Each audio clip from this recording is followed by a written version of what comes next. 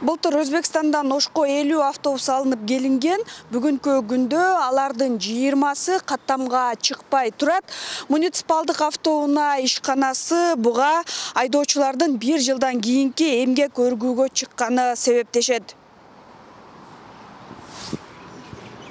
7 январда муниципалдык автоунаа ишканасынын башкы инженери 16 автобус айдоочу жоктугунан улам токтотулуп турганын айтып, маянанын аздыгынан адамдар жумушка орношпой жатканын билдирген. Бүгүн болсо 20 автобус токтоп турат. Мекеменин жетекчиси автобустар каттамга чыкпаганын, айдоочулардын эмгек өргүүгө кеткени, унаалардын майын алмаштыруу жана башка маселелер менен токтоп турганын айтууда. Негизи 4 каттам менен бул автобустар күн сайын 32ден 38ге чейинкиси каттамга чыгат. 1 жылдык өргүүсү келген. Өргүүсүнө биз ошондо 8 айдоочуну өргүүгө чыгардык. Именно мына дем алыш күндөрү хотя бы 14 күнгө силер чыгып келгиле деп. Анын 4-өсү кайра келди. Кече 8 күнү жумушка чыкты.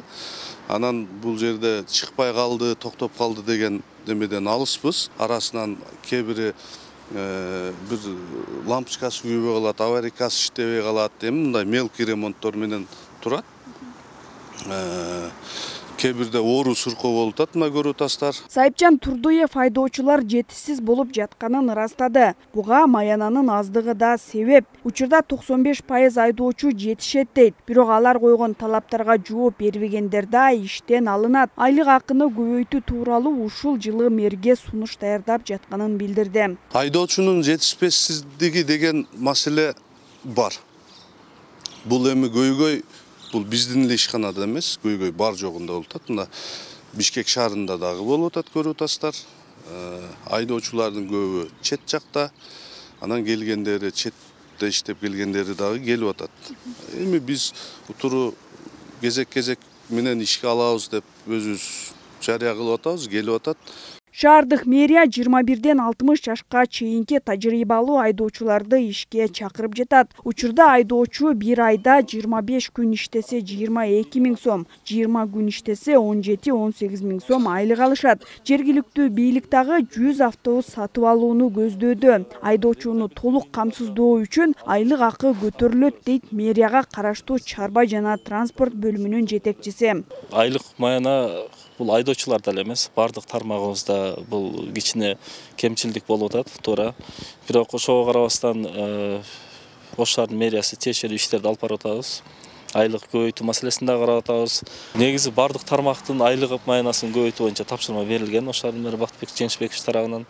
Бүгүнкү күндө эми билесиздер да, бюджет эми бекитилет. Ошого азыр тиешелүү эсептөөлөр жүрүп атат. Буюрса айлык дагы көбөйөт. Депутат Эсенбек Арзиев айлык акыны көтөрүү үчүн жол акыны электрондук жол менен төлөөнү сунуштайт. Ошондо акчанын баары бир жерге топтолуп, айдоочулардын эмгек акысы көтөрүлүп, ишке да көп чыкмак дейт. Жаңы жылдан талап коюп атабыз. Азыр дагы кеч жакында жетекчиси менен да сүйлөштүм. Электрондук төлөөгө. Электрондук төлөм азыр эми телефон менен деле төлөп койгонго ыңгайлуу болуп калды. М-банк ошол системалар менен төлөп койгонго ыңгайлуу болуп калды. Ошого өткүлөө деп биз талап коюп атабыз. Ага өтпөсөк, биз канчалык субсидия берсек дагы айлык акыны көтөрө албайт.